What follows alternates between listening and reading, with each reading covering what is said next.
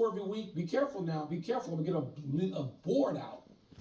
While the Niners and the Eagles fell to 5-1, as Tony chronicled, the Lions rose to that. Detroit beat Tampa for its fourth straight win, all by at least 14 points. Prior to the season, we all wondered, I certainly did, whether the Lions would continue last season's late run. Tony, have they now convinced you that they're one of the NFC's best teams? So have they convinced me? I'm easy. I'm not like you and watch this division my whole life and watch them lay down like dogs for 40 years. I am not burdened by that. So are they one of the best teams in the NFC? Sure.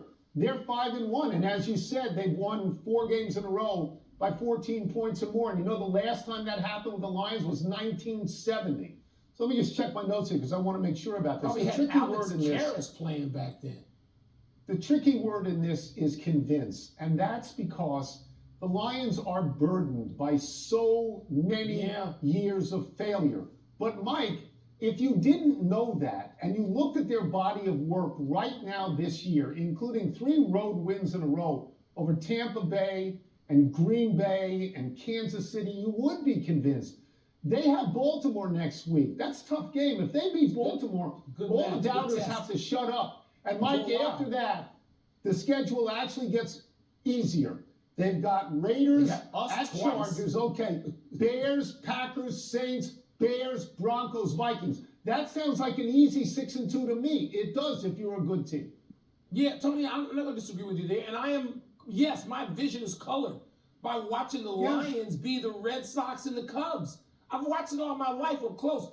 I go back, seriously, can you name any Lions from 1970? You probably can, besides Alex Karras, Altie Taylor, who else? Lem Barney, maybe. It's Your so whole life long you ago. watched. We're the only people on the air Chicago old enough to be able to name Lions from 1970. And you're right, Tony, it's futility. Look, their coach, Campbell, that defense, but offensively, we expected that.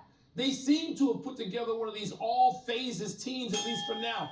But Tony, and by the way, they played through injury yesterday, the starters. The NFL is a much longer season now, of course, literally than it's ever been, and stuff can happen. But good for them so far. They should run through the division. They should. Here's the thing.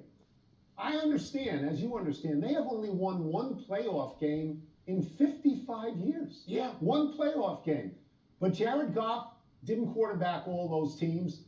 Amon-Ra St. Brown didn't play on all those teams. Dan Campbell didn't coach on all those teams. What I would say to you, Mike, to use a Bill Parcells word, unprejudice yourself about their past. Well, you have to only one thing. That's a great phrase, Tony. Only one thing is going to unprejudice me. Win the damn games. It's like the Cubs and the Red Sox. It's fair after all that time to say, you got to show. There's no benefit of the doubt, homie. Win the game. That's fair. It's fair. We move now to college football.